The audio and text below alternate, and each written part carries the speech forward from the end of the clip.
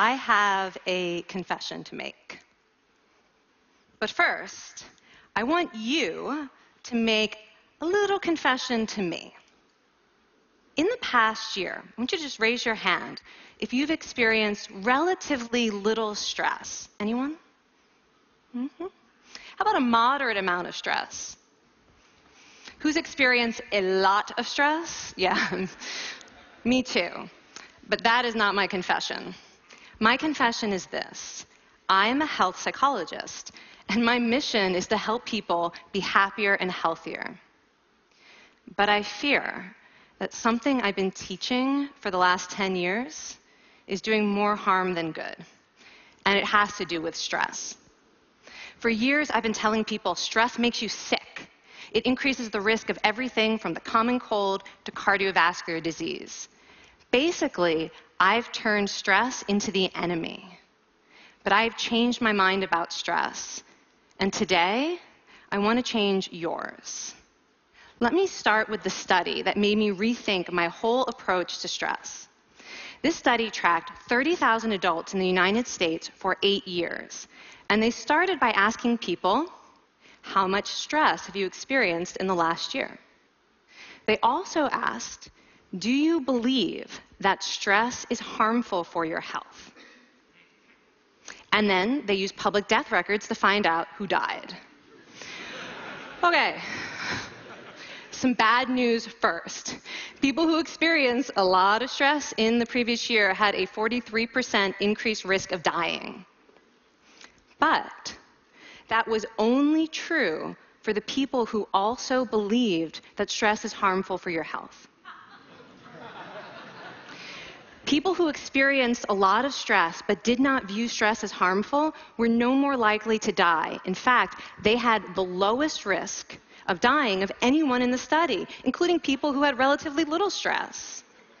Now, the researchers estimated that over the 8 years they were tracking deaths, 182,000 Americans died prematurely, not from stress, but from the belief that stress is bad for you. That is over 20,000 deaths a year. Now, if that estimate is correct, that would make believing stress is bad for you the 15th largest cause of death in the United States last year, killing more people than skin cancer, HIV, AIDS, and homicide. You can see why this study freaked me out. Here I've been spending so much energy telling people stress is bad for your health. So this study got me wondering, can changing how you think about stress make you healthier? And here the science says yes. When you change your mind about stress, you can change your body's response to stress. Now, to explain how this works, I want you all to pretend that you are participants in a study designed to stress you out. It's called the social stress test. You come into the laboratory, and you're told you have to give a 5-minute impromptu speech on your personal weaknesses to a panel of expert evaluators sitting right in front of you. And to make sure you feel the pressure, there are bright lights and a camera in your face, kind of like this. And the evaluators have been trained to give you discouraging nonverbal feedback, like this.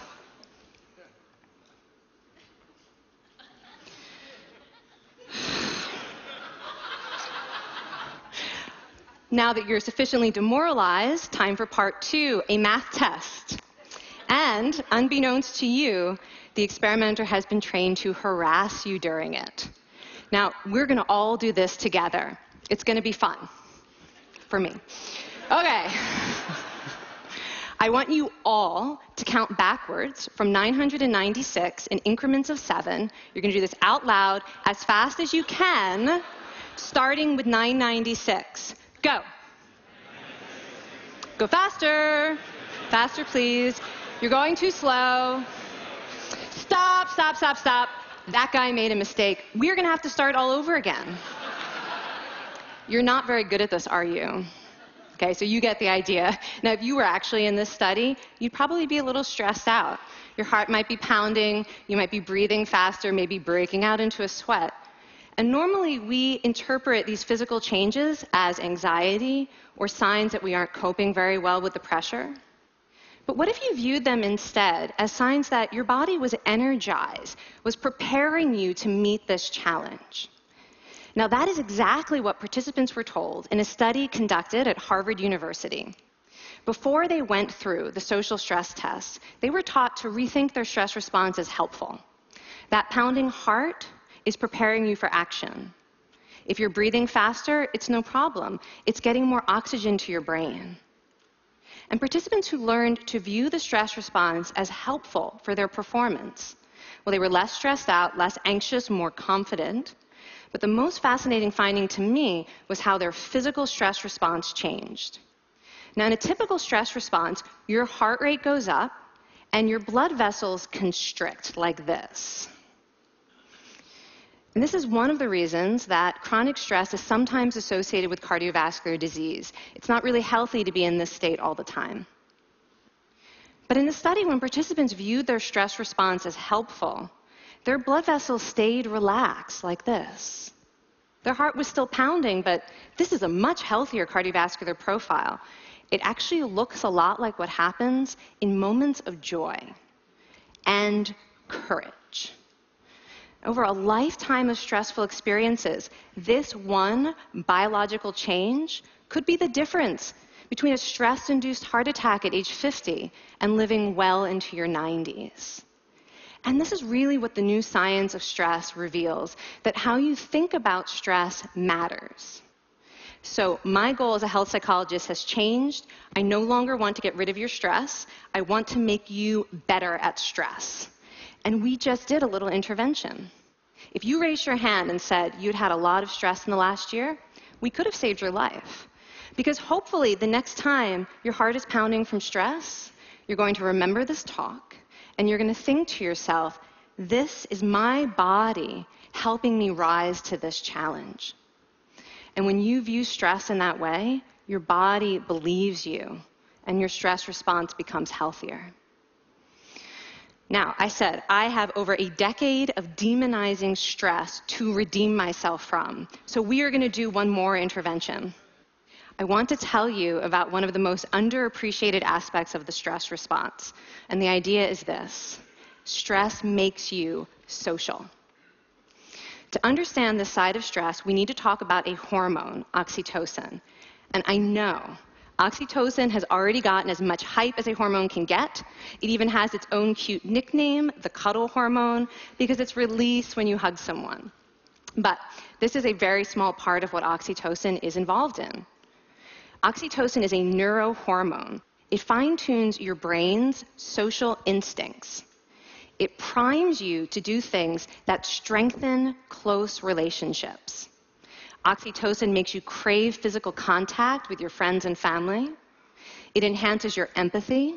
It even makes you more willing to help and support the people you care about. Some people have even suggested we should snort oxytocin to become more compassionate and caring. But here's what most people don't understand about oxytocin. It's a stress hormone. Your pituitary gland pumps this stuff out as part of the stress response. It's as much a part of your stress response as the adrenaline that makes your heart pound. And when oxytocin is released in the stress response, it is motivating you to seek support. Your biological stress response is nudging you to tell someone how you feel instead of bottling it up. Your stress response wants to make sure you notice when someone else in your life is struggling so that you can support each other. When life is difficult, your stress response wants you to be surrounded by people who care about you. Okay, so how is knowing this side of stress going to make you healthier? Well, oxytocin doesn't only act on your brain, it also acts on your body. And one of its main roles in your body is to protect your cardiovascular system from the effects of stress. It's a natural anti-inflammatory. It also helps your blood vessels stay relaxed during stress. But my favorite effect on the body is actually on the heart. Your heart has receptors for this hormone.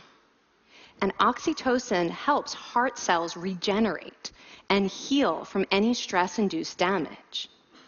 This stress hormone strengthens your heart. And the cool thing is that all of these physical benefits of oxytocin are enhanced by social contact and social support. So when you reach out to others under stress, either to seek support or to help someone else, you release more of this hormone, your stress response becomes healthier, and you actually recover faster from stress. I find this amazing that your stress response has a built-in mechanism for stress resilience. And that mechanism is human connection. I want to finish by telling you about one more study. And listen up, because this study could also save a life. This study tracked about 1,000 adults in the United States, and they ranged in age from 34 to 93. And they started the study by asking, how much stress have you experienced in the last year? They also asked, how much time have you spent helping out friends, neighbors, people in your community? And then they used public records for the next 5 years to find out who died. Okay, so the bad news first.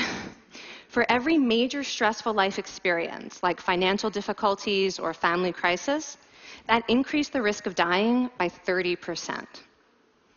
But, and I hope you are expecting a but by now, but that wasn't true for everyone. People who spent time caring for others showed absolutely no stress-related increase in dying, 0. Caring created resilience. And so we see once again that the harmful effects of stress on your health are not inevitable. How you think and how you act can transform your experience of stress. When you choose to view your stress response as helpful, you create the biology of courage. And when you choose to connect with others under stress, you can create resilience.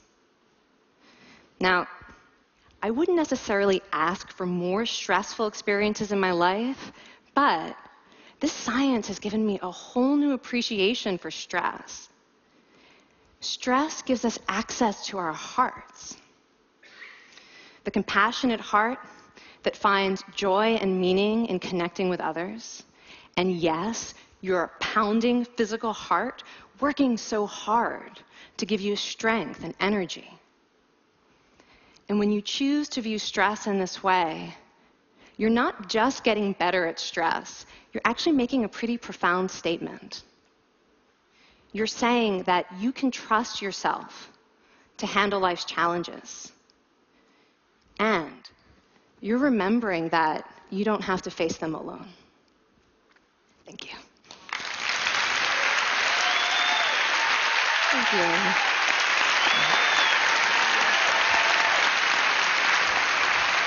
I mean, this is kind of amazing what you're telling us. It seems amazing to me that a belief about stress can make so much difference to someone's life expectancy. How would that extend to advice? Like if someone's making a lifestyle choice between, say, a stressful job and a non-stressful job, does it matter that which way they go, that it's equally wise to go for the stressful job so long as you believe that you can handle it in some sense? Yeah, and one thing we know for certain is that chasing meaning is better for your health than trying to avoid discomfort. And so I would say that's really the best way to make decisions, is go after what it is that creates meaning in your life and then trust yourself to handle the stress that follows. Thank you so much, Kelly. Thank you. It's really cool.